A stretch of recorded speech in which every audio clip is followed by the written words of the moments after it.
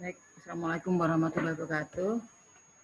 Waalaikumsalam warahmatullahi wabarakatuh, Bu. Selamat pagi Waalaikumsalam semuanya. warahmatullahi wabarakatuh. Mudah-mudahan semua dalam keadaan sehat pada pagi hari ini. Oke, kita akan mulai ke bab baru yaitu desain interface ya. Untuk slide-nya sudah kelihatan ya? Sudah kelihatan slide-nya? Belum, Bu, kalau di saya. Belum? Iya, masih loading. Iya, masih loading, Bu, di Masih loading. bagian saya.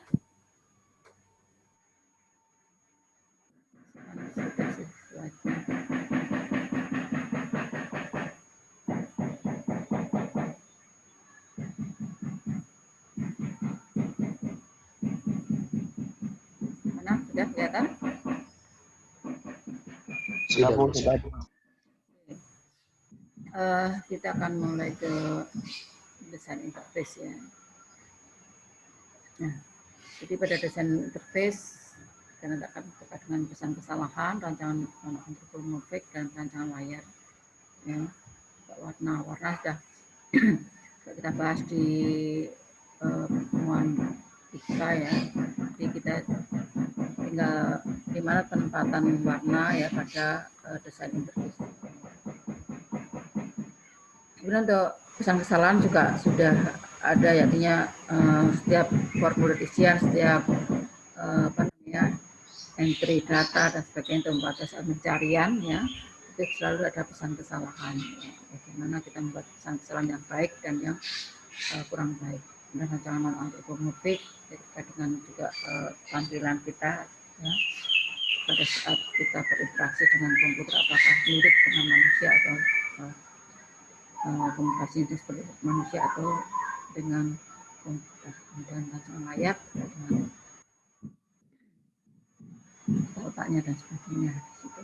Oke. Kita coba pesan kesalahan. Jadi sebenarnya pada saat kita membuat interface antar muka sistem itu selalu kita buat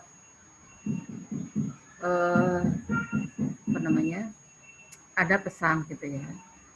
Atau kalau sebelumnya kita pencegahan kesalahan ya, kemudian ada keterangan ya, ini sebenarnya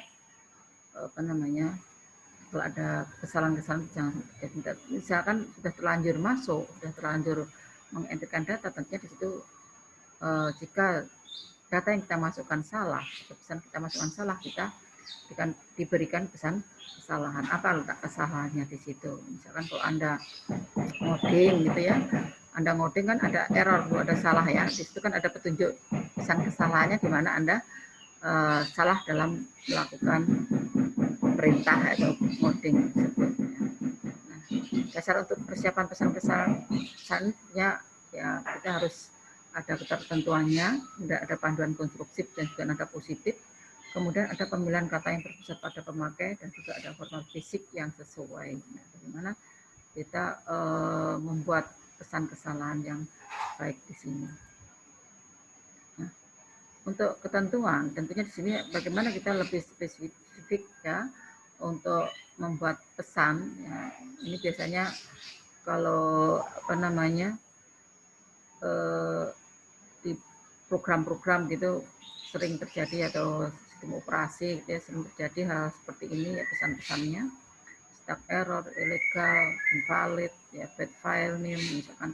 Jadi sebaiknya hal-hal yang seperti ini dihindarin. Kenapa? Ya sintaknya error.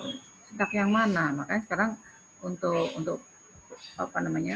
di dalam operasi atau program-program sudah tidak lagi dengan istilah cuma sintak error gitu aja, tetapi ditunjukkan di mana sintak errornya, ya, di mana tempatnya. Ya. Untuk sebelah kiri yang tepat yang mana, yang harus tepat, misalkan di situ ditunjukkan. Jadi harus ditunjukkan pesan yang salah dan mana baiknya seperti apa, salahnya di mana, itu harus ditunjukkan seperti itu. Nah, kemudian misalkan untuk misalkan karena pertama mana harus dikirim, mana yang harus dibaca, mana yang harus misalkan dihapus. Nah itu juga harus ditunjukkan mana yang benar, yang salah, mana yang benar. Pada saat entering datanya salah, tidak benar, gimana letak tidak benar. Jadi hindarin meskipun ini singkat ya, dia pengguna tidak paham apa yang letak salahnya di mana, misalkan nama filenya jelek itu seperti apa, kurang tepat itu yang mana. Ya, jadi harus jelas. Misalkan kalau Anda membuat password ya, passwordnya harus apa, ya, misalkan harus gabungan huruf dan angka, atau harus diawalin dengan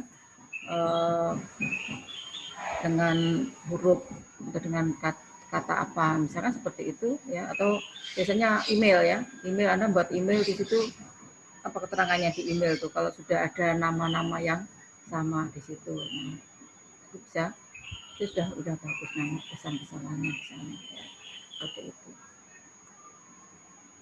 Jadi langsung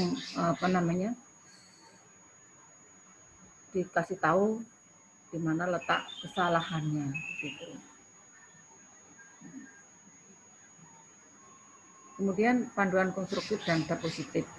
Pesan-pesan juga harus ada panduan secara konstruktif, juga ada panduannya juga. Bagaimana kita nada positif, nada yang baik. Ya. Nah, kemudian ya ini kalau ini cuma overflow job ya, di sini harus tunjukkan mana string ya yang baik, space-nya ya, untuk memperbaiki program ya, user harus misalkan.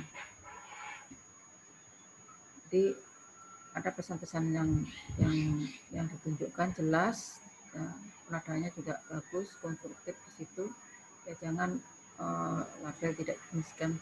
Bagaimana Anda mengetahui ya, untuk menuliskan label seperti apa ya, misalnya.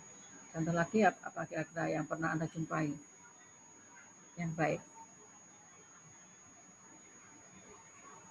kira-kira yang sering Anda jumpai di sehari-hari kalau Anda mencari informasi gitu itu. Apa kira-kira? Demikian label demikian dulu sebelum misalkan legal statement misalkan seperti itu ya, bagaimana yang baik ya. Jadi sini untuk membuat statement dikasih statement yang tidak bisa digunakan. Kenapa? Karena misalkan alasannya apa. Nah, itu jelas ya. Anda bisa melihat pesan-pesan yang baik sekarang ini di Anda buat coding enggak sekarang? Jadi Anda lihat di situ, Anda perhatikan coba pesan-pesan kesalahan di sana sekarang tidak lagi sederhana kayak zaman dulu, sekarang sudah lengkap di mana letak kesalahannya. Jadi nadanya juga positif. Kemudian pemilihan kata yang berpusat. Jadi sini juga ada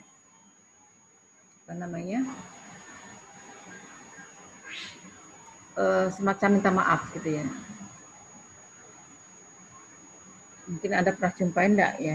Saya lupa kadang-kadang mau ya. Jadi ada pesan yang minta maaf atas kesalahan. Artinya kesalahan sini dari sistem gitu ya, dari sistemnya. Kemudian jika pemakai itu juga menginputkan data misalkan seperti itu, jangan disalahkan ya. Jangan disalahkan pemakainya. Ya, ini biasanya yang sering terjadi kalau kita terima telepon ya, kadang-kadang kan maaf salah sambung. Ya artinya bisa lebih baik gitu ya, bagaimana dalam merespon dari inputan misalkan, atau ya masukan dari orang gitu ya, pada saat kita berinteraksi, baik itu interaksi sekarang kan bukan hanya komputer saja ya, interaksi dengan yang lain. benar, misalkan seperti itu. Tapi benarnya di mana? Gitu ya. Jadi ada istilah ya, mohon maaf nomor yang Anda hubungin salah, kan dan seperti itu. Atau coba hubungin, nah di situ apa namanya, ada bahasa basinya tapi lebih sopan ya, lebih sopan, tapi ini langsung ke pemakai ya, hubungannya langsung ke pemakai itu di situ. Ya. Kalau telepon ya mungkin Anda sering mencobain apa namanya, kalau di telepon banyak ya pesan-pesan ya, Anda menghubungi nomornya sudah mati, tidak aktif ya, kemudian nomornya mungkin di luar jangkauan ya, nah seperti itu. Nah, format fisik yang sesuai tentunya di sini bagaimana membuat apa namanya pesan tadi, hubungan antara atau kombinasi antara huruf besar dan huruf kecil itu bisa digunakan ya, huruf besar dan besar semua ya, seperti itu. Kemudian hindari juga dengan menggunakan kode yang salah. Sebaiknya misalkan kalau mengetikkan sesuatu kodenya nanti bisa ditampilkan di akhir misalkan.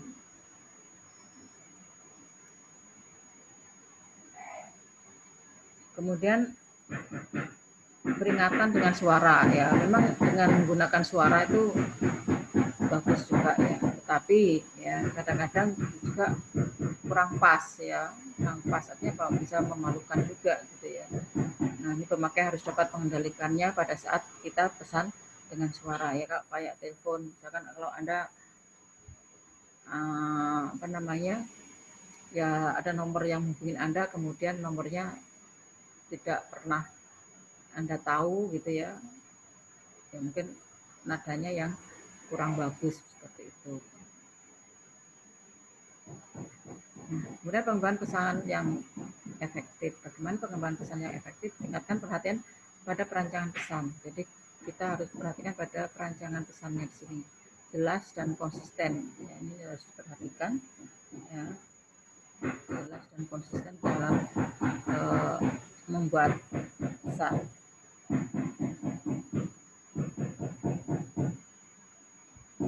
Kemudian lakukan quality control. Jadi kita membuat rancangan pesan kesalahan, ya, itu harus juga memperhatikan quality controlnya. Bukan sekedar, makanya tadi kan harus ada nada positif seperti apa yang baik ya, jangan sampai pesan itu menyesatkan seperti itu ya. Nah pesan harus disetujui oleh programmer. Jadi misalnya karena perancang informasi atau perancang interface itu harus nanti yang membuat apa namanya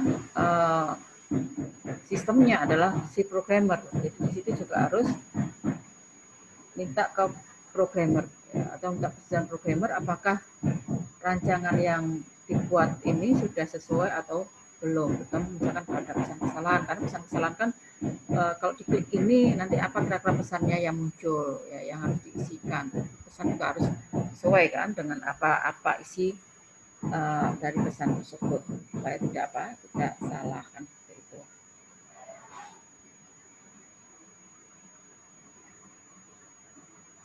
Nah, selain programmer tentunya ada pemakai juga gitu ya. Pemakai juga apa namanya diminta persetujuan juga apakah kira-kira pesan yang saya buat ini sudah baik atau sudah pas atau belum, misalkan seperti itu. Ya. Kalau kurang pas mungkin mana kata-kata yang harus diperbaiki seperti itu. Nah, tentunya juga ada spesialis untuk mengembangkan interaksi manusia dan komputer di situ. Ya. Banyak sekali yang baru masuk, baru join. Nah, kemudian juga harus dibuatkan pedoman. Nah, dibuatkan pedoman. Pedoman itu apa? Tentunya apa yang kita buat ya ada pedomannya. Misalkan tadi pada saat isi email ya, bagaimana kalau emailnya salah, apa pesan yang harus disampaikan.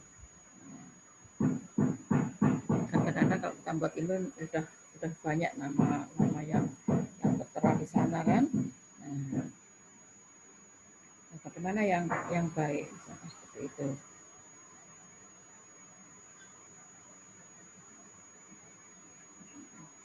Ada positif, tadi ya seperti tadi hindarin kata-kata ilegal, invalid, error, misalkan pas salah, misalkan. Tapi tetap harus dibuatkan apa kalimat. Nah, dibuatkan kalimat apa yang seharusnya dilakukan atau apa namanya pengguna lakukan. Misalkan yang benar itu seperti apa yang salahnya, di mana letak kesalahannya. Misalkan kalau terkait dengan password. Jadi tidak sesuai dengan apa namanya yang diinputkan kemarin pada saat passwordnya tidak sesuai, tidak cocok ya. Dan silahkan mengulangi lagi misalkan. Ini di situ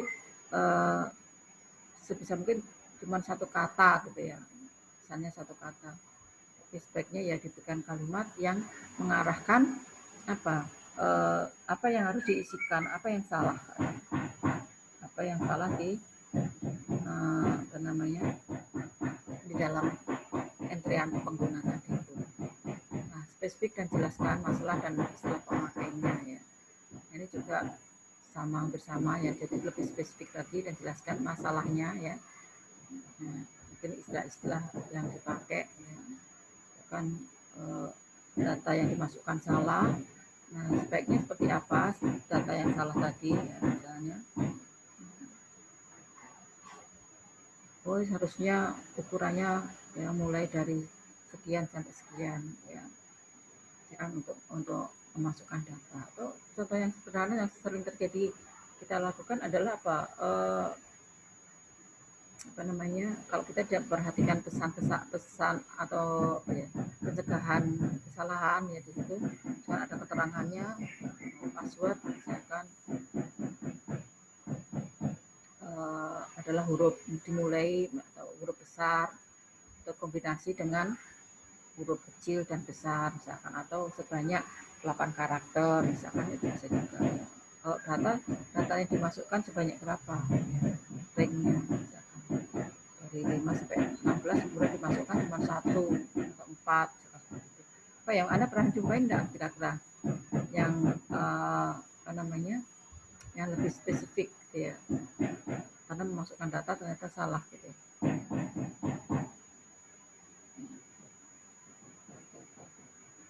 Kemudian ada istilah kalau salah masukin password Bu ya, langsung ada perintah kayak memberitahuan kalau salah passwordnya kayak gitu Bu. Ya, itu misalnya ada passwordnya salah ya. Lainnya apa kira-kira? Anda pernah buat skrip atau coding? Ada enggak? Itu salah. Kurang titik koma aja salah kan gitu ya. Iya, dikasih tahu di mana lain tempat dia salah.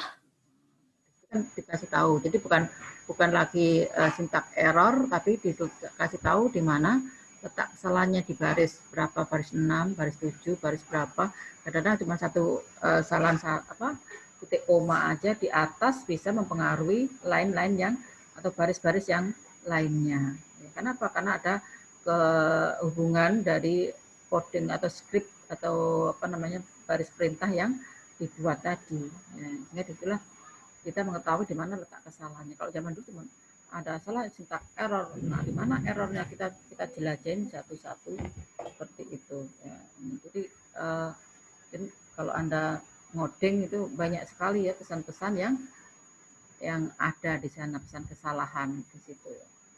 Nah, sekarang udah bagus, tidak kayak zaman dulu invalid data. Nah, itu data yang dimasukkan salahnya seperti apa kan gitu, kita tidak tahu. Nah, kita ada pesan-pesan yang dimasukkan, misalkan datanya harus dimasukkan. Kalau Anda kan buat basis data nih sekarang ya, Anda isikan datanya misalkan integer gitu, terus orangnya tidak tahu dimasukkan dengan misalkan NIM Anda pakai integer, nah kan tidak boleh gitu ya. Itu berarti nanti apa?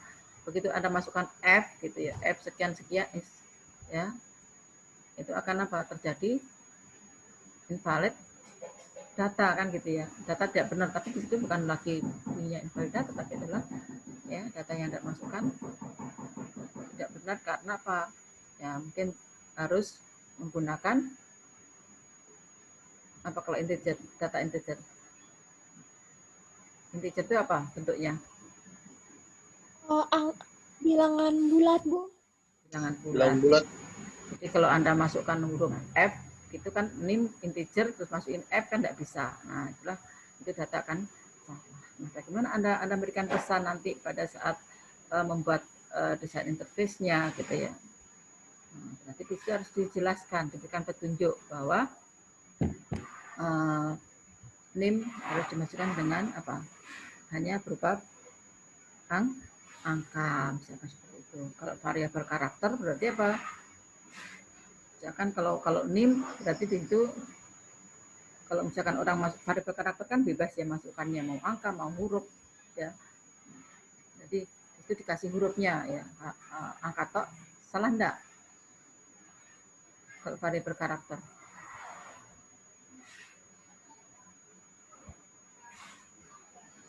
Nah di situ harus dijelaskan apa yang harus dimasukkan datanya seperti itu. Tempatkan pemakai pada kendali terhadap situasi. Dari sini tentunya pemakai harus bisa apa namanya mengendalikan atau mengetahui apa sih sebenarnya situasi seperti apa pada saat masukkan data ya. Jadi di sini jangan incorrect, pesan salah ya atau komentar salah ya misalkan.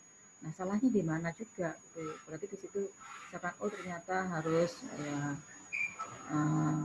disimpan misalkan dan sebagainya. Atau kalau anda ujian apa namanya ujian misalkan yang online itu ya kalau ada kesalahan misalkan di situ diberikan apa namanya feedback ya dan feedbacknya di situ mesti ada incorrect jadi bukan incorrect apa gitu aja tapi di situ dijelaskan juga mana yang salah ya yang mana yang biasanya kalau belajar apa di TOEFL apa itu mesti salah memasukkan apa nah itu salahnya di mana apa kesalahannya harus di apa nah seperti itu ya jadi tidak jelas tempatkan pemakai ya pada kendali terhadap situasi yang ada harusnya seperti apa dia lakukan. Nah format tentunya harus rapi konsisten dan juga dipahami pada saat kita membuat format ya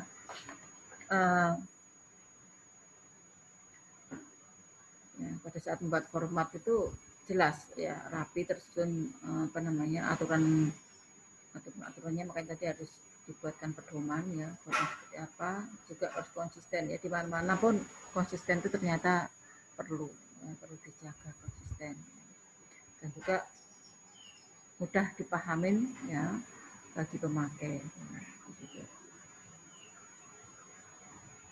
Nah, kemudian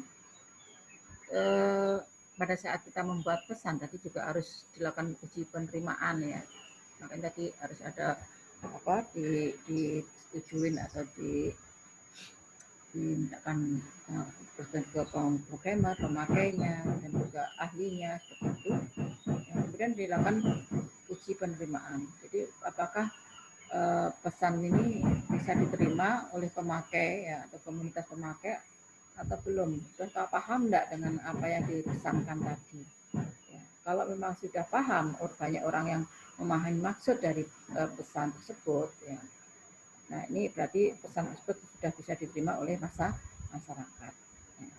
Jadi harus paham makanya formatnya juga harus jelas konsisten dan juga ya sudah dipahami ya jadi Anda bukan misalkan setiap entrian data ya tidak semua entry data ya yang sudah umum orang tahu makanya kalau di sebelumnya kita di formulir ujian setiap item harus jelas itu apa menghindari apa tadi ya kesalahan-kesalahan pada saat orang memasukkan data atau orang mencari ya, informasi tadi ya. Jadi ini juga harus pesan-pesan yang diberikan tadi mudah dipahami oleh si masyarakat atau komunitas pemakai tadi. Nah, di sini juga harus dikumpulkan data kinerja pemakai. Ya. Apakah dari pemakai tadi sudah paham tadi dia kalau sudah memahami, ya, berarti ternyata sudah tahu bagaimana apa namanya pesan-pesan kesalahan tadi ya itu bisa apa namanya meningkatkan misalnya kinerja pemakai. Kalau perlu ya aksi pemakai tadi bisa direkam ya. Kenapa? Untuk digunakan di lanjut. Ya, pesan-pesan itu misalkan komen-komen ya, misalkan kalau mungkin pernah Anda jumpain di web-web itu ya ada pesan di sana. Ya, apakah misalkan informasinya mudah diterima atau Anda sudah bisa menggunakan dengan baik atau mungkin apa ya, di situ ada pilihan tentangan ya, ada semacam kuesioner itu ya, itu sebenarnya untuk uji penerimaan ya. Uji penerimaan itu bukan hanya pesan kesalahan tapi juga mungkin apa namanya terkait dengan interface yang ada. Nah, dari sana bisa kita gunakan untuk apa? Untuk studi lanjut ya, itu di untuk pengembangan studi lanjut artinya bukan untuk ini ya. Gitu. Tapi di sini adalah dari sistem tersebut atau dari interface tersebut bisa ditingkatkan lagi. Kira-kira dari untuk kerjanya ya kurang, misalkan seperti bisa diperbaiki lagi di mana letak kekurangannya ya, mungkin dari segi tata letaknya kok kurang bagus ya di situ ya, ada komentar. Jadi di sana dibuatkan semacam kuesioner ya yang bisa disimpan ya, yang bisa digunakan untuk evaluasi ulang atau dianalisis lagi dari interface yang sudah ada. Nah, ini mengumpulkan data-data kinerja pemakai, siapa pemakai yang menggunakan interface tersebut. Kemudian rancangan non antropomorfik. Jadi kalau kita lihat yang non berarti sifatnya bukan manusia ya, jadi kalau berupa anggaplah komputer seperti itu ya. Nah, kalau yang antropomorfik ya, itu adalah mempunyai sifat atau pribadi manusia. Nah, jadi kalau kita membuat rancangan interface kemudian kita asumsikan sama kita komunikasi dengan manusia, sama halnya kalau Anda WhatsApp gitu ya, WhatsApp kan seakan-akan Anda komunikasi dengan teman Anda langsung secara langsung kan gitu ya, ngomong secara langsung dengan manusia, padahal di situ tidak, yaitu dengan benda mati, yaitu dengan handphone Anda ya, misalnya Anda menggunakan medianya apa namanya misalkan menggunakan WhatsApp, misalkan di situ Anda marah-marah ya, menulis teksnya marah-marah. Nah, kira-kira di sana teman Anda tahu tidak marah atau mungkin Anda sebenarnya tidak marah ya. Tapi karena dengan menggunakan pesan ya, nada koma-koma tidaknya titik jeda membacanya berbeda, orang berasumsi juga berbeda. Nah, ini juga harus hati-hati ya. Ya. Ini kalau yang antropomorfik ya ini seakan-akan dia ngomong ya dengan orang lain, dengan siapa, dengan John misalnya, atau dengan siapa, ibunya siapa. Jadi di sini saya, kamu, siapa sih gitu ya. Nah, kamunya siapa? Nah, dia di situ hati-hati pada saat Anda membuat apa namanya rancangan. Ya. Kalau non antropomorfik itu lebih ke arah yang pasif ya. Jadi kalau ini yang antropomorfik itu juga aktif karena Pak langsung kayak komunikasi langsung seperti itu ya. Jadi kayak komunikasi langsung seperti itu. Jadi beda ya manipulasi langsung dengan komunikasi langsung. Jadi non antropomorfik langsung apa yang dia lakukan pesannya. Nah, enter ya, untuk memulainya.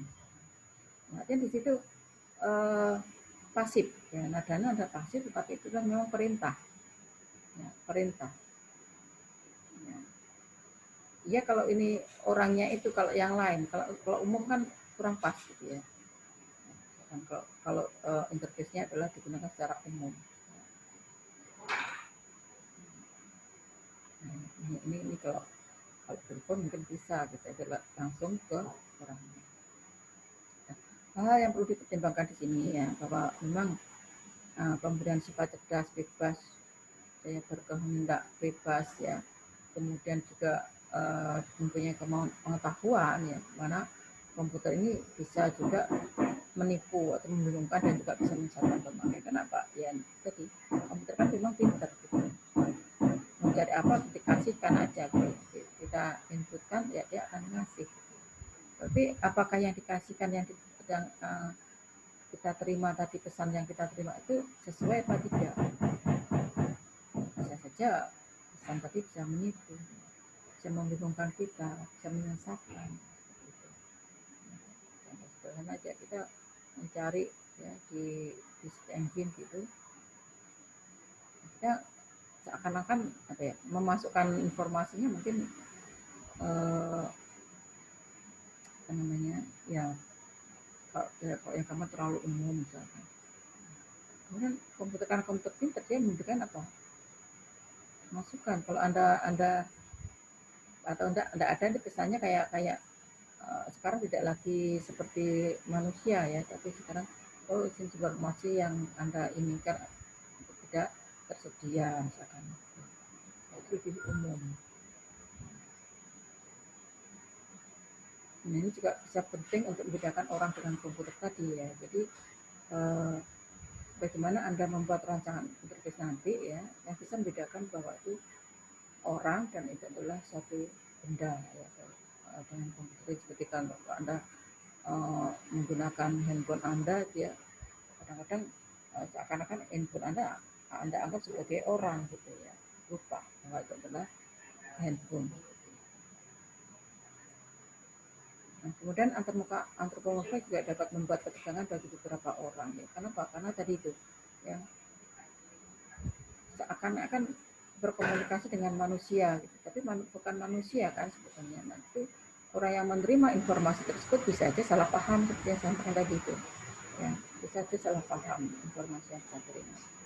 Kenapa? Karena pesan yang diberikan tadi ya, menganggap bahwa itu adalah manusia, padahal bukan.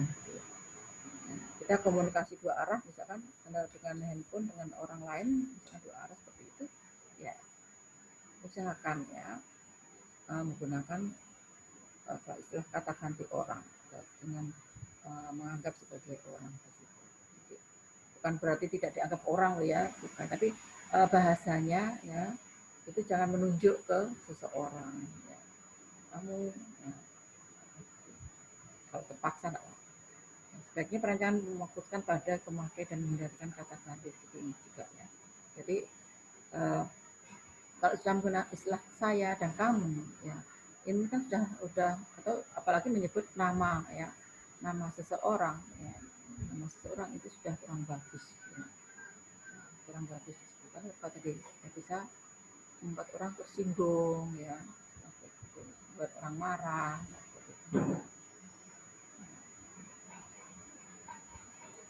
Nah, jadi ini kalau terpaksa ya, kalau terpaksa boleh pakai kata ganti orang. Ya. Boleh kata Anda ya, mungkin jangan pakai kalau ini jangan pakai kamu, lebih pakai Anda. Anda itu kan umum, siapapun, tua muda, ya, kecil. Tapi yang lebih baik tidak pakai apa? Tidak pakai kata ganti orang tadi. Kalau selama masih bisa ya menggunakan kata pasif yang tidak menggunakan kata ganti orang, ya silahkan ya menggunakan kata ganti orang gitu. Jadi bisa dibikin dari setiap orang saja ya kan tekan untuk memulai apa misalkan bisa menekan simbol atau untuk memulai ya, silahkan Anda tidak pakai Anda ya, tadi pakai Anda, kalau tidak silahkan dengan jadi misalkan menghindari kata ganti orang. Kemudian juga hindari menampilkan komputer sebagai manusia itu tadi ya, jadi jangan dianggap komputer itu sebagai manusia. Nah, jika Anda menggunakan tokoh ya, pilih tokoh yang sesuai dengan pengenalan atau sebagai pemandu. Kalau memang ada simbol-simbol yang menggunakan tokoh-tokoh, hati-hati pada saat merancang wajah manusia ya, atau tokoh kartun dengan menggunakan komputer. Bisa hati-hati kan apa namanya terkait dengan rancangan musik tadi ya. Juga tokoh kartun ini mungkin cocok digunakan kalau misalkan menggunakan media-media game ya, untuk game edukasi misalkan, atau untuk permainan ya, seperti kalau Anda apa namanya bermain game itu kan ada seperti ada tokoh-tokoh, siapa sih tokoh-tokoh yang ada di sana ya, misalkan seperti itu. Nah, itu kan sebenarnya bukan manusia ya, itu bukan manusia, nah, tapi mirip ya, dengan manusia. Software untuk anak-anak. Kemudian rancangan antarmuka juga dapat dimengerti ya, dapat diramalkan, dapat dikendalikan, sehingga pengguna akan mudah memahami apa sebenarnya dari antarmuka tersebut kalau dia akan mengakses atau melakukan operasional pada antarmuka tersebut. Misalkan kalau begitu membuka interface, dan halnya kalau Anda melihat rancangan di online ya, toko online, Anda sudah tahu apa sih maksudnya ya, dari simbol-simbol yang ada, gambar-gambar di sana, kemudian pesannya juga sudah Anda paham. Misalkan Anda klik ya, pesannya apa di sana ya, Anda mengerti pesannya ya, kemudian nggak tahu maksudnya nanti dari ini mesti ke sini, dari sini mesti ke sini, gitu ya, udah bisa tahu ya kemana arahnya. Kemudian juga harus bisa dikendalikan di sana ya. Kalau memang apa namanya pengguna mau kemana ya, yaitu keinginan sesuai dengan keinginan pengguna. Kalau check out berarti setelah check out apa ya, dia langsung memberikan perintah apa lagi di sana. Nah, tapi pengguna tahu gitu ya, dan pengguna mungkin sudah memahami selanjutnya apa yang harus dilakukan. Nah, gunakan juga orientasi dan keadaan selesai ya, dari satu sudut pandang pemakaian, seperti yang di formulir isian kemarin juga seperti itu. Jadi usahakan dan semua fungsi atau apa namanya yang kita buat atau untuk yang kita buat, kondisikan ada keadaan selesai, jangan terus tanpa henti ya. Orang suruh terus menjelajah tanpa putus gitu ya, jenuh juga kan. Biar ada orientasi dan keadaan selesai dari sudut pandang pemakai. Pemakai mau mengakhiri di mana ya, sudah di situ ya. Jadi yang dipaksakan pemakai untuk mengakhiri sesuai dengan sistem terakhir gitu. Jadi kalau pemakai udah enggak lanjut ya, seperti di toko online tuh ya, pemakai enggak lanjut ya sudah, cut di mana ya sudah selesai gitu ya. Nah, seperti di awal tadi juga jangan gunakan apa saya untuk ketika mendakapi aksi pada pemakai ya. Nah ini kan kata ganti orang ya.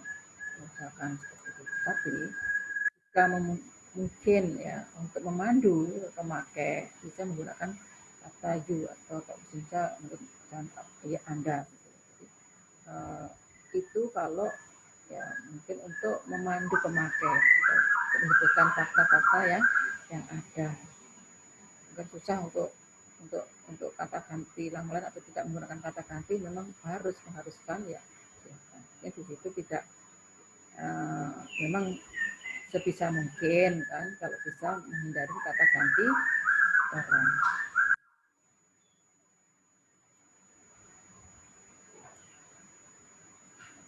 Kemudian perancangan layar. Nah, bagaimana Anda menata layar Anda ya? Nah, ini ada 6 kategori prinsip yang mengungkapkan kompleksitas tugas perancang ya, ini menurut Mulet dan Sano ya. Ada 6. Apa saja yang harus kita perhatikan pada saat kita merancang layar ya. Nah, layar yang kita rancang sebaiknya itu harus elegan dan sederhana ya. Orang kalau udah melihat ya, tidak terlalu apa istilahnya ribet gitu ya, kelihatan kok enak sekali kan, orang melihat udah seneng ya di situ. Nah, ini paling tidak bagaimana Anda menempatkan satu satuan ya, antara warna, huruf ya, kombinasi penataannya ya. Nah, semua itu tentunya harus kita dengan baik ya, cocok juga ya, kesatuan. Nah, kemudian ini juga harus diperhatikan skala kontras dan proporsi ya. Nah, bagaimana Anda menempatkan latar belakangnya ya, kemudian dengan tumpukan setiap struktur menunya ya, atau setiap fungsi, setiap fitur-fitur yang Anda tempatkan di sana ya, antara satu fitur dengan fitur yang lain ya. Apakah ada batasnya, bagaimana Anda memberikan batas antara satu fitur dengan fitur yang lain ya. Bagaimana Anda kalau misalkan fitur-fitur itu Anda buat dalam bentuk gambar-gambar ya, dalam bentuk gambar-gambar, bagaimana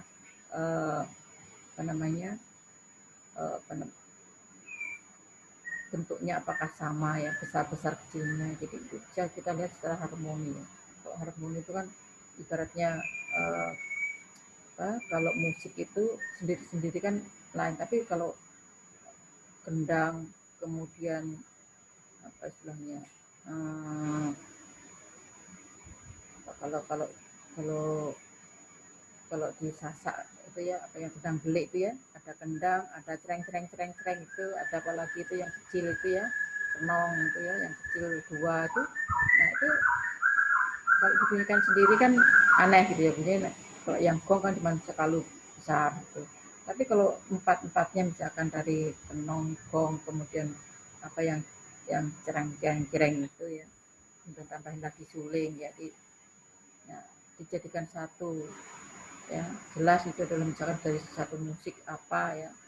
Nah, sudah jelas juga aturan-aturannya, batas-batasannya, ini nanti kapan dia harus masuk, kapan dia harus ya kan, secara harmoni itu enak ya. Jadi makanya bisa membuat apa tampilan tadi elegan kan gitu ya dari sini. Nah, kemudian dari segi organisasi dan struktur visualnya ini juga harus diperhatikan tadi, pengelompokan, hierarki, hubungan dan keseimbangan ya. Bagaimana Anda menempatkan dari struktur visualnya atau dari struktur menunya kemarin, kalau ditampilkan seperti apa model-modelnya dari penataannya. Apakah hanya Anda biarkan aja kotak-kotak di ini ya, di layar Anda ya. Atau mungkin Anda bisa melihat ya yang ada di handphone Anda bisa melihat tatanannya di situ. Bagaimana Anda mengorganisasikan, kalau kelompoknya apa, biasanya kalau Anda di handphone Anda punya kelompok-kelompok enggak tuh tampilan itu. Punyanya Google, Anda kelompokkan situ, ada Google Drive misalkan, Google Map, ada Google apa misalkan. Ya, kemudian contohnya lagi apa? Ya. Misalkan situ Anda kelompok-kelompokkan. Ya. Biasanya kelompok yang media sosial Anda kelompokkan semua, yang media sosial semua Anda kelompokkan. Kita lihat bagaimana penempatan organisasi visual itu ya, seperti kalau Anda contoh sederhana aja, Anda punya handphone di situ, itu kelihatan ya, batasannya juga kelihatan satu dengan tempat yang lainnya ya. Anda bisa mengatur sendiri ya, pemakai apa diberikan kendali di sana ya. Nah, seperti itu. Simbol-simbol juga jelas di sana ya. Jadi situ bisa Anda atur bagaimana Anda mengelompokkan hingga hierarkinya seperti apa, hubungan dan keseimbangan. Nah ini misalkan Anda bisa dengan model itu akan dengan model-model yang menggunakan menu-menu. Kalau web itu cenderungnya menggunakan menu ya, kalau yang web. Ya. Nah, modul dan program. Jadi di sini aplikasi yang fokus, fleksibel dan konsisten. Bagaimana aplikasi yang dibuat tadi harus lebih fokus ya, mengarahkan ke apa sih sebenarnya aplikasi yang dibuat, fleksibel penggunaannya dan konsisten. Nah, gambar dan representasi, tentunya sini seperti tadi ya, gambar-gambar, bagaimana akan menempatkan gambar-gambar untuk merepresentasikan indera dunia. Jam segini baru masuk, dari mana indera, sudah mau habis slide-nya baru masuk. Tolong ya, masuknya jangan terakhir-terakhir gitu, mungkin Anda main dulu baru masuk kuliah gitu ya. Ini kalau kuliah tatap muka langsung, tidak perlu masuk kelas gitu ya. Oke. Kenapa? Karena akan mengganggu. Saya harus update Anda yang baru masuk sudah terganggu. Dan tidak ya 15-20 menit. Makanya Ibu biarkan kadang-kadang itu biar masuk dulu ya, baru Ibu mulai gitu ya. Biar tidak sebentar-bentar update. Gitu. Kemudian perancangan layar tadi ya, yang gaya ya. Bagaimana Anda menempatkan gaya ini? Nah, ini gaya kan terkait dengan seni ya. Bagaimana Anda memadukan ya, satu tampilan layar ya. Mungkin ada sedikit kombinasi warna background, kemudian ada ya, misalkan kalau ada label-label bagaimana Anda membuatnya ya. Tentunya di sini harus lengkap juga ya, harus sesuai juga ya. Bagaimana keterpaduan satu dengan yang lainnya. Jadi diberikan ya gaya yang unik, misalkan seperti itu. Unik, keunikan ini adalah menunjukkan suatu identitas, misalkan seperti itu. Contoh kalau apa namanya punyanya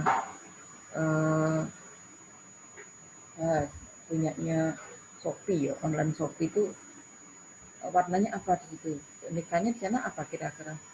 Oh, selalu warnanya oranye, kan Tokopedia selalu warnanya hijau, oh ada warnanya biru.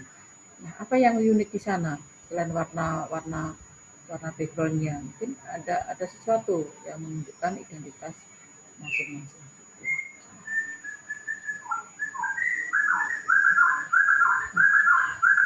Kemudian menurut Smith dan Mosher ini meskipun tahunnya lama, tapi paling tidak masih bisa kita gunakan sebagai panduan ya untuk membuat rancangan tampilan layar di sini. Nah, pada setiap tahap ya dalam sekuens transaksi atau transaksi pastikan bahwa data apapun yang dibutuhkan pemakai itu selalu tersedia pada tampilan. Nah, ini jangan nanti itu karena ada pesan kesalahan ya, ada pesan tadi. Ini yang sering disebut itu kan kurang bagus ya, misalkan harusnya misalkan apa. Jadi jangan sampai data tidak tersedia ya. Misalkan apa yang Anda sajikan di sana ya itu adalah sudah tersedia datanya. Nanti kalau tugas akhir ya data Anda masukkan semuanya untuk pengujian dan masukkan semuanya apapun fungsi yang ada di situ ya, itu Anda klik dipilih itu akan tersedia ya, informasinya. Nah, tayangkan juga data kepada pemakai dalam bentuk yang langsung dapat digunakan. Artinya apa di sini ya? Jangan mengharuskan pemakai itu harus mengkonversikan data yang ditampilkan. Ya. Kita cari data dan informasi, kemudian outputnya orang masih bingung ya.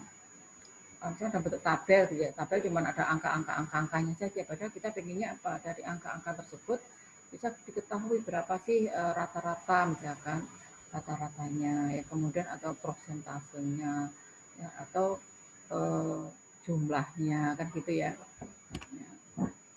Seperti hanya misalkan kalau Anda punya informasi KRS dan gitu kan KHS gitu kan kan ditahu di situ IPK-nya berapa ya, bukan hanya angka-angkanya saja, tetapi di situ jelas ada jumlah SKS yang diambil, ada apa namanya jumlah mata kuliah yang diambil, ya, kemudian ada IP-nya, ada IPK juga gitu ya. Tapi itu informasi ya, atau data yang ditayangkan tapi sudah kelihatan, itu bisa langsung digunakan seperti itu.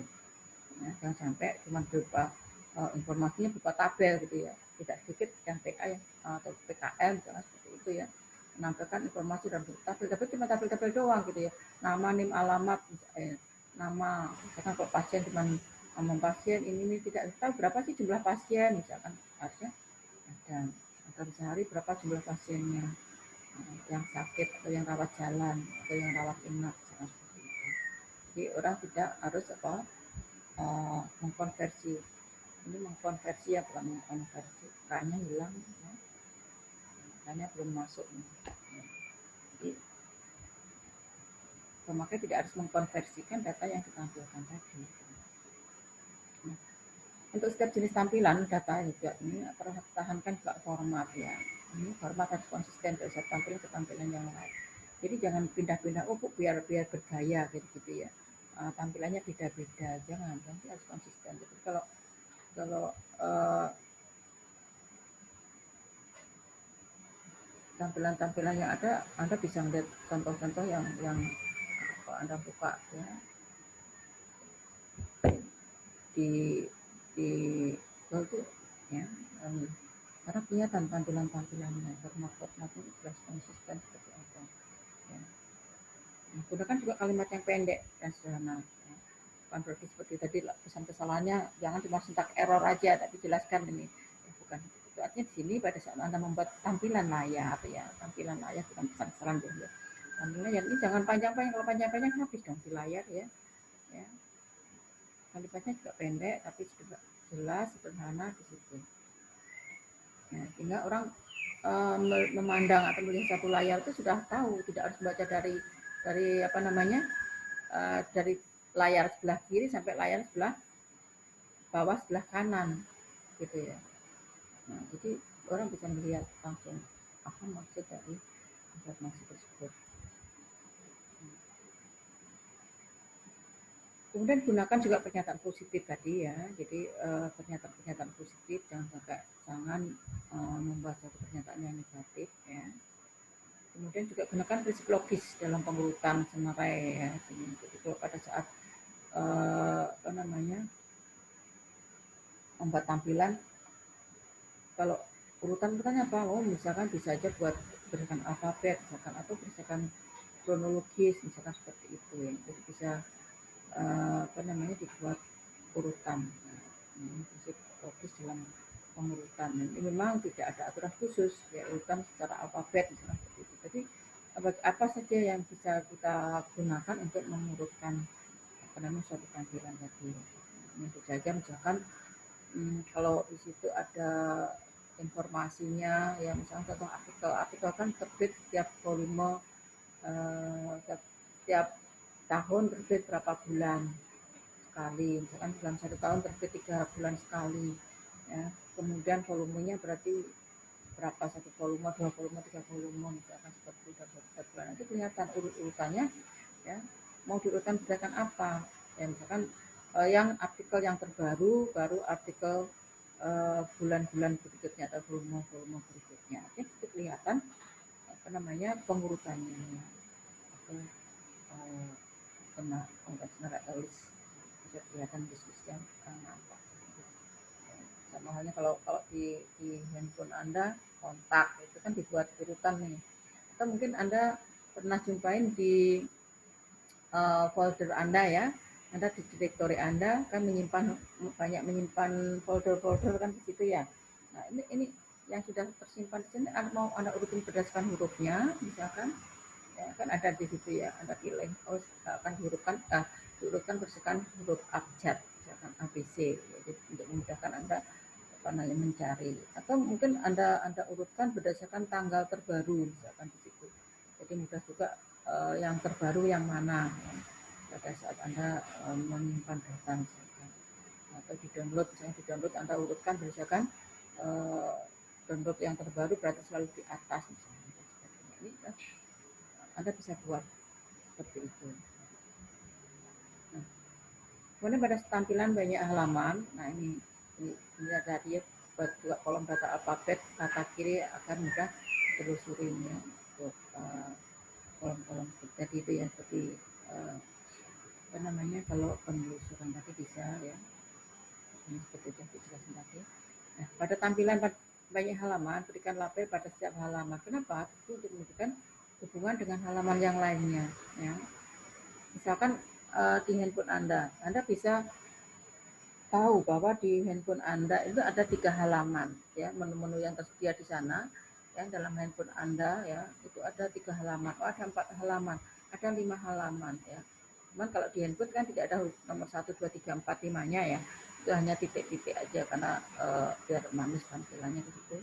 Jadi kalau Anda geser ke kiri, ke kanan ya, itu mungkin dengan ada yang menunjukkan dengan tanda panah kalau Anda mencari gambar misalkan seperti itu di Google kan gitu ya, itu tahu URL-nya, kemudian ada gambar, ada tanda panah kanan pada kiri, berarti itu menunjukkan ada apa namanya halaman berikutnya.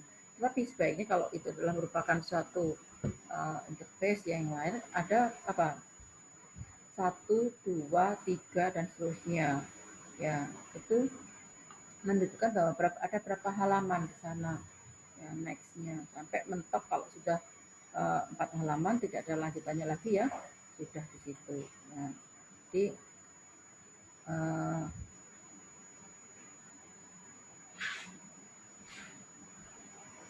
apa namanya, bisa tahu bahwa halaman tersebut, apalagi misalkan itu adalah merupakan tabulasi gitu ya, tabel informasi yang memang isi dari satu halaman, itu harus kelihatan halaman berikutnya. Kemudian awali setiap tampilan dengan judul atau header ya, yang menggambarkan secara singkat isi atau tujuan tampilan tersebut.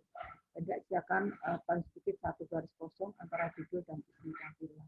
Nah, ini misalkan Anda membuat satu interface atau yang diperlukan tadi pendaftaran, nah, itu ada judul pendaftaran. Kemudian isinya apa? Di bawahnya ada isian data. Jadi harus dipisahkan ya.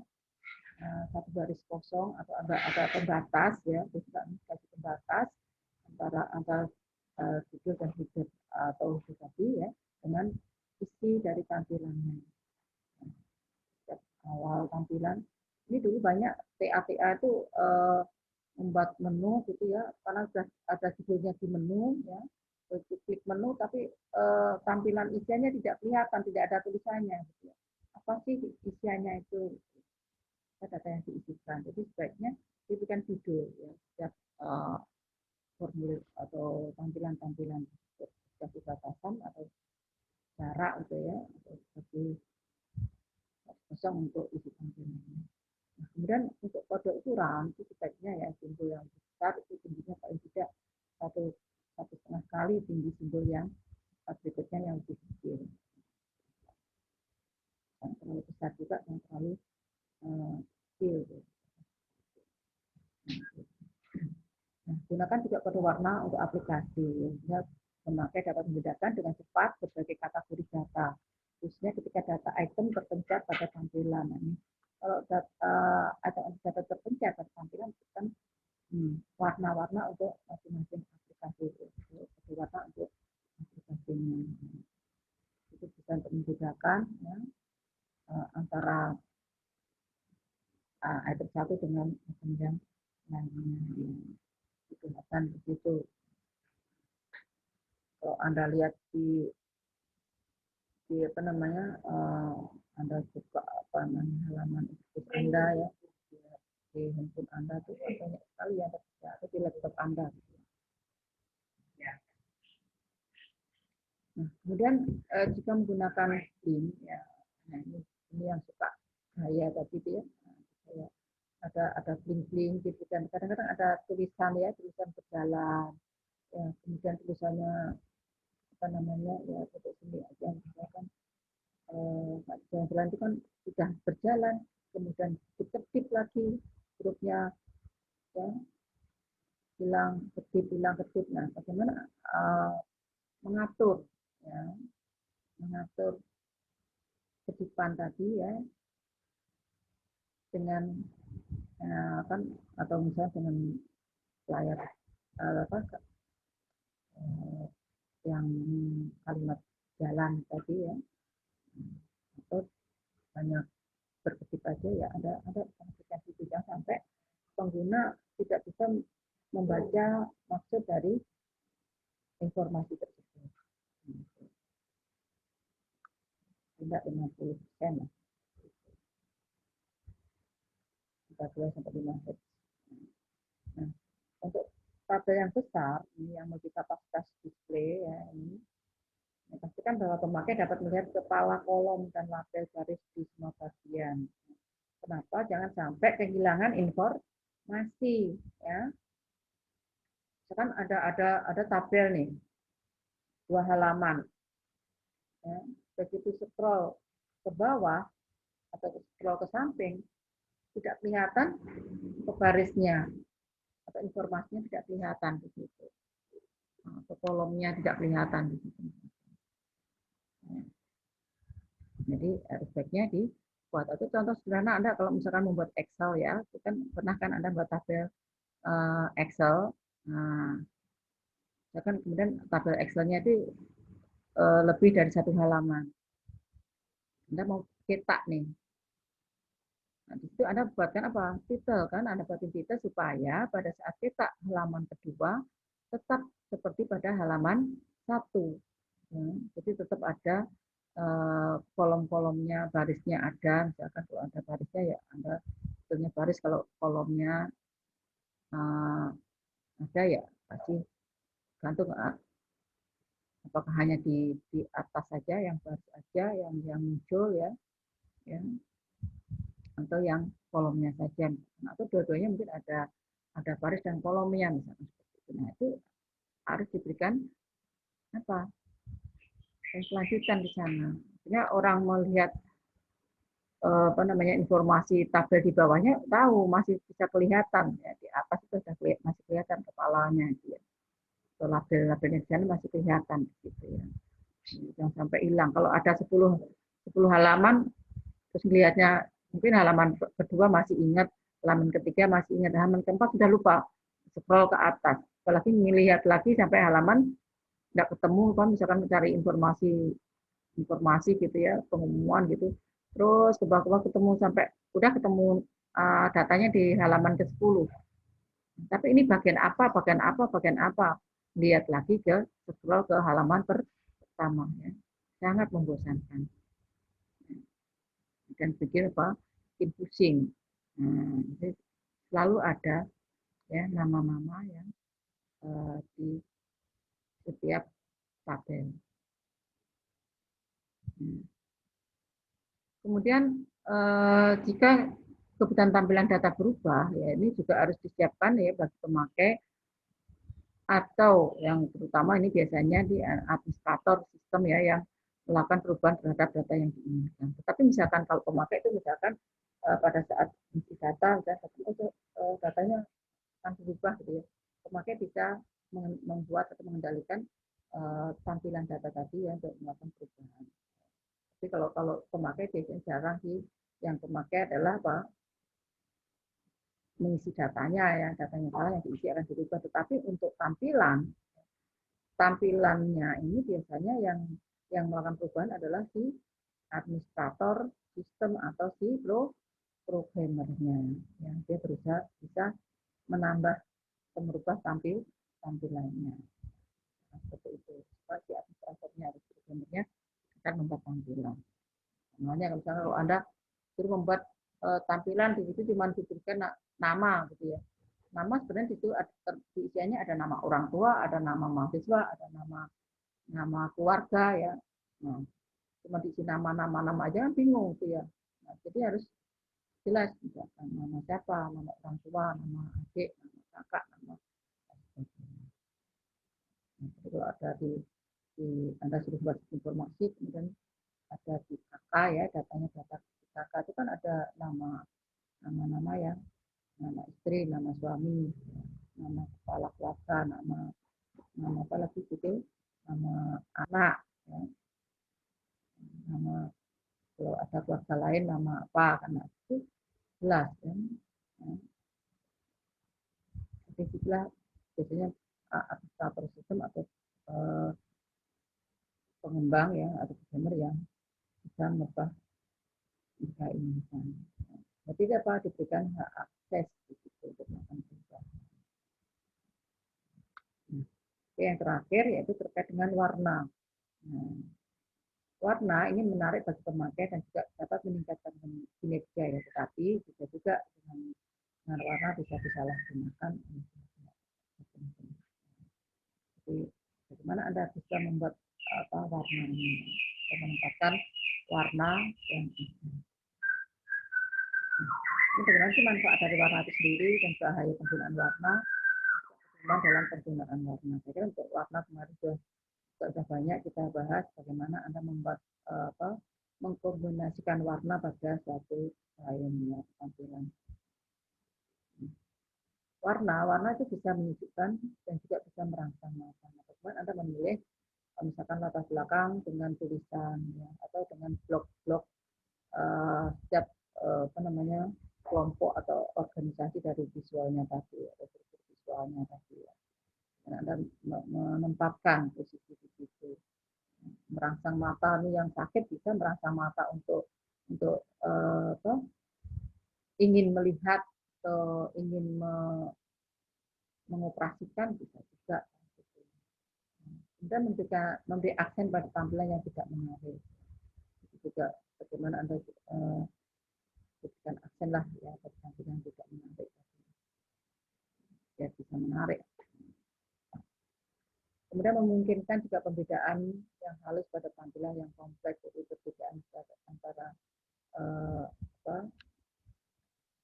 dari warna tadi ya, membedakan tampilan-tampilan tampilannya kompleks sekali, tapi dengan adanya warna bisa membedakan.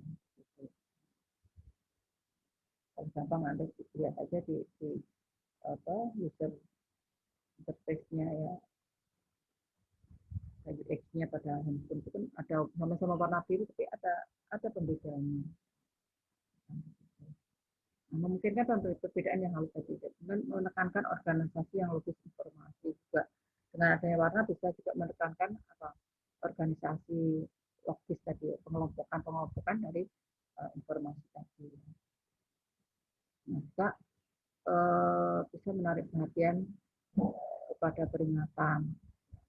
Warna merah menimbulkan reaksi emosional yang kuat ya, berupa bahasa kita bisa gembira, bisa takut, bisa marah dengan warna, mana reaksi emosional seseorang. Apa bahayanya dalam penggunaan warna di sini? Masalah warna dapat membuat masalah. Jadi, dengan warna bisa membuat masalah. Kemudian validitas warna juga dapat menurun pada saat menggunakan hardware yang berbeda. Kalau contoh aja misalkan pada saat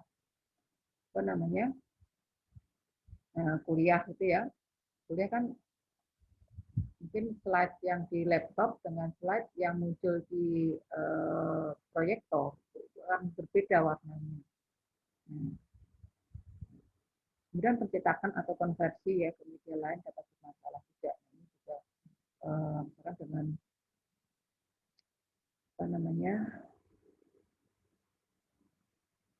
pada saat ini yang misalkan kalau Anda nanti bisa bekerja di percetakan ya. Percetakan itu kan banyak sekali yang dicetak ya. Misalkan baliho, kemudian undangan, buku dan sebagainya. Nah, ini kalau dari satu tempat ke tempat yang lain itu kadang-kadang juga berbeda warnanya. Bermasalah. Orang yang warnanya oranye mintanya tapi terganti warnanya jadi ungu muda. Oranye itu lebih kuning, kuningnya kuning. Kemudian pedoman warna juga gunakan warna secara konservatif ya. Warna-warnanya. Batasin jumlah warna tidak lebih dari berapa? Warna 10, 11, 12, 13. Berapa? Batas jumlah warna.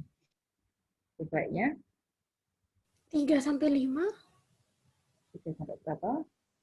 5 atau 4 sampai 7 kemarin ya.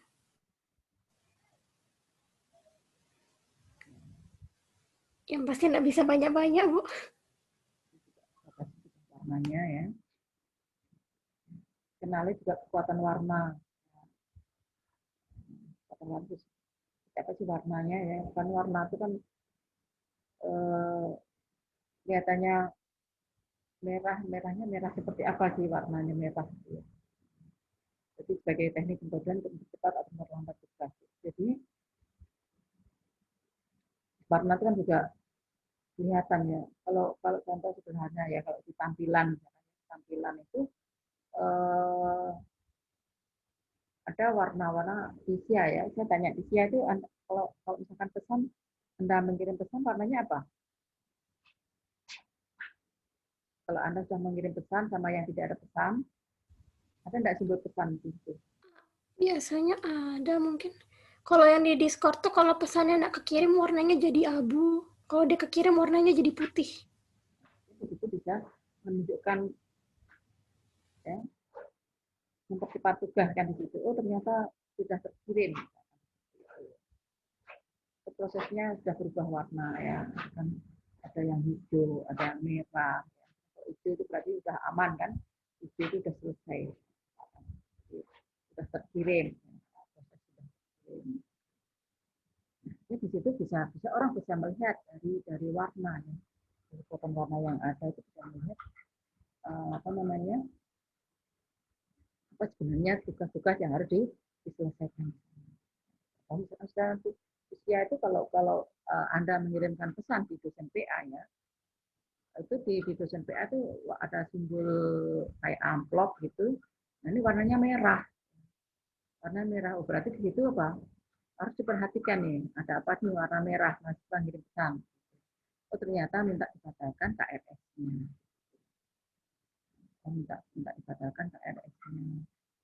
Tak ditolak. Ini apa? Ya. Setelah kita baca, terus kita kirim pesan balik, nah, kita lakukan kita tolak, setelah kita kasih pesan, silakan untuk mengisi ulang KRS-nya. Nah, itu kirim ya.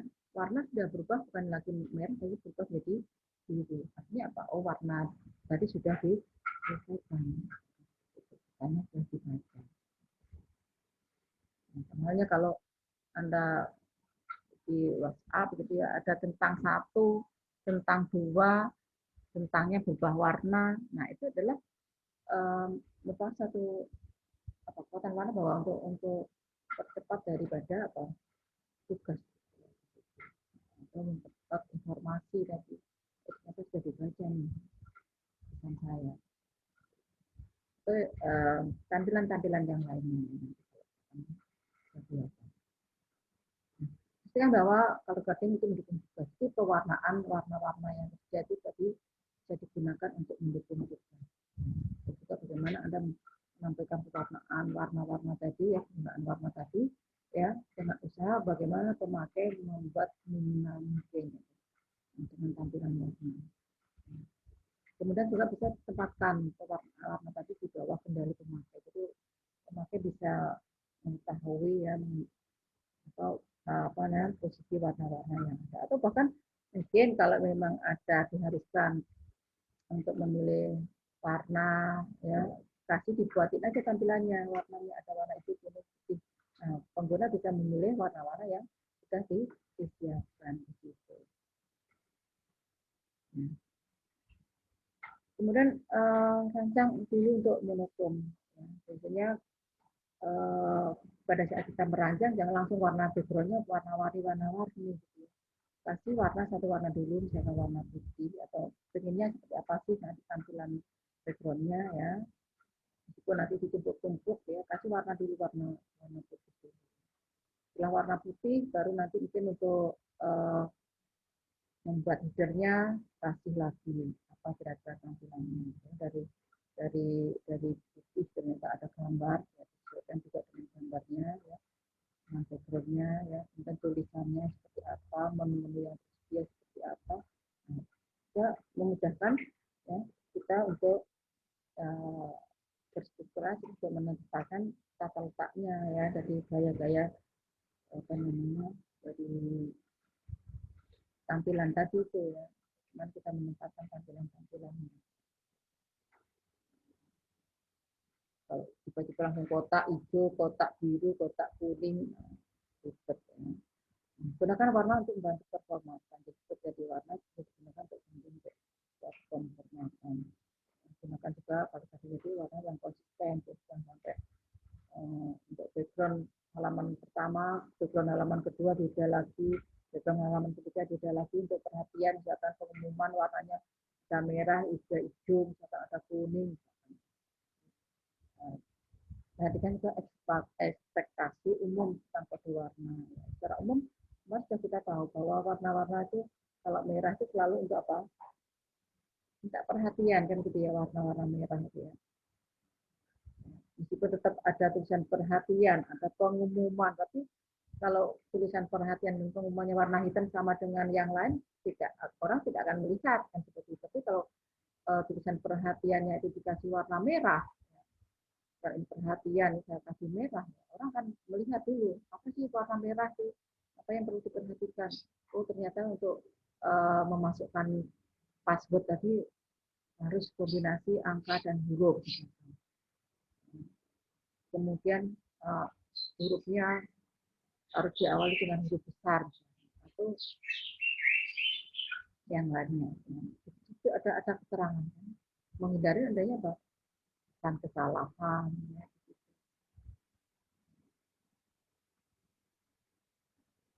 Kemudian gunakan perubahan warna untuk menunjukkan perubahan status. Nah ini, jadi bisa mungkin ya kalau di tampilan-tampilan ya,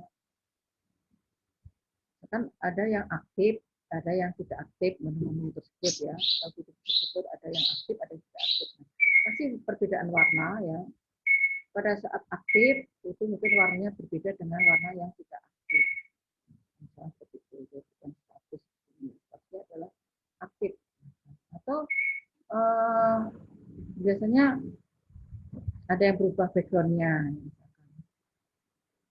Kalau yang lainnya hitam tiba-tiba begitu aktif ya warnanya hijau. Nah itu bisa jadi buat menjadi seperti itu. Ya. So, kalau Anda biasanya kalau mencari informasi ya, sudah Anda masukkan kata kuncinya di kuncinya, kemudian di situ ditampilkan banyak sekali alamat-alamat ya atau informasi-informasi link-link yang ada di situ.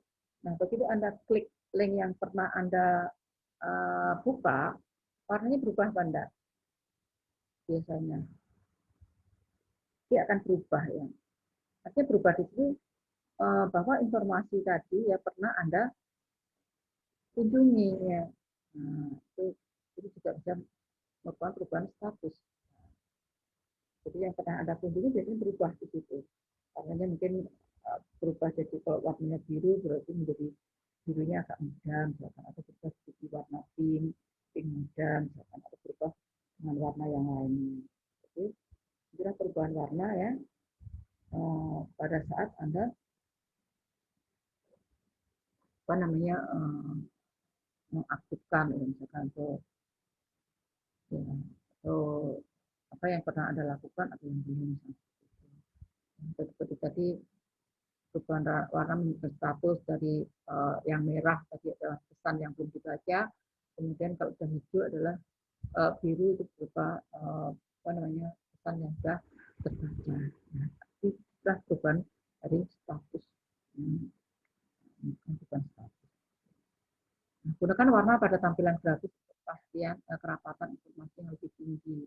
Ini juga bisa dibuatkan dari warna-warna yang ada tadi terus di tampilan bagaimana penggunaan warna tadi secara grafis bisa kelihatan informasi-informasinya. Oke, itu untuk pertemuannya. Silahkan barangkali kalau ada yang mau ditanyakan.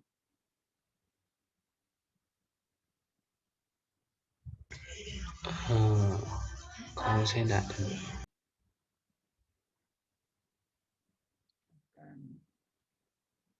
Oke, kalau tidak ada pertanyaan, ya,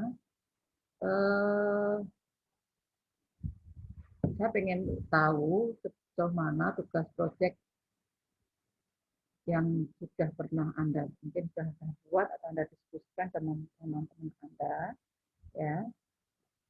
Nanti setelah ini akan Ibu buatkan link untuk tugasnya, ya. Jadi link untuk potongan tugasnya Bu atau langsung jadi satu ini Bu? Anda buat ini aja dulu, gitu ya. Garis besarnya dulu. Itu progresnya Anda sampai mana? Apa namanya itu sambilan sama SI tinggal, maksudnya lagi tinggal buat jadi prototipe-nya, Bu? Kalau udah kayak desainnya sih kayak sambilan dibuat juga, kalau udah kayak tema atau judul sama permasalahannya udah ada kok, Bu. Jadi kalau sudah ada kan enak kan, sekali jahit 20 terlampaui ya. Itu Iya. artinya kata SI-nya ya. Kalau masih ada kata SI berarti itu saya anggap bukan mengerjakan tugasnya IMK tapi adalah tugasnya SI. Dan diperhatikan meskipun sekali jahit 20 terlampaui tapi harus Anda lihat karena puluhnya berbeda.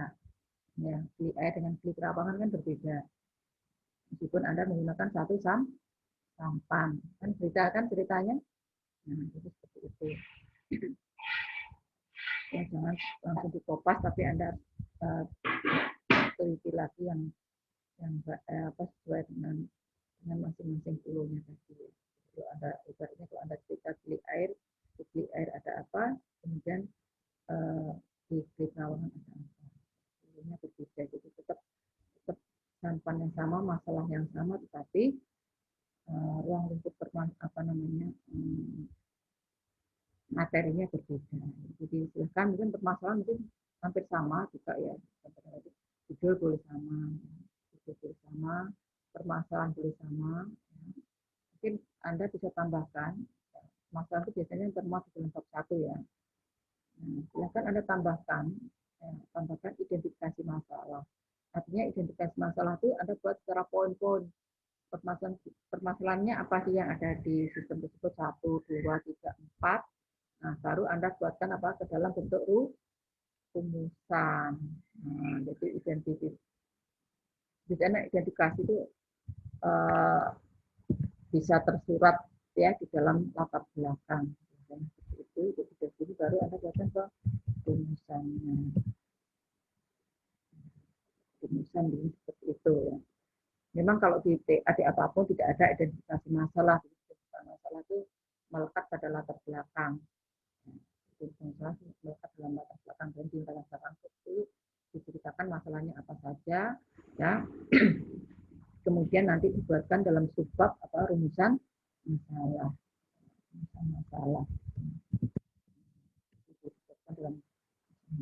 Dan jangan lupa juga ini ya, itu kan prototipenya nih, ya. Kalau di SD kan prototipenya nih. Prototipe sebenarnya kan ini fitur interface-nya apa saja sih yang dibuat. Prototipenya di sini. Pasti Anda bisa kalau belum ya kan ini Anda bisa buat apanya? Apa saja sih fungsi-fungsi. Jadi bukan fungsi apa saja. Ini Anda buatin fungsi yang akan Anda buat. Misalnya tadi kan ada pengelompokan, ada pengorganisasiannya kan gitu ya, fitur-fiturnya misalkan. Nah, Anda kelompokkan aja gitu. Bentuk kelompoknya seperti apa? Anda bisa buatkan dalam bentuk hierarki. Ya. Sebenarnya bukan hierarki ya, kalau di web itu adalah sitemap. Nah, bentuknya mirip hierarki. Sitemap itu ya kan kalau tekan ini nanti akan ke link mana, tekan ini akan ke link mana.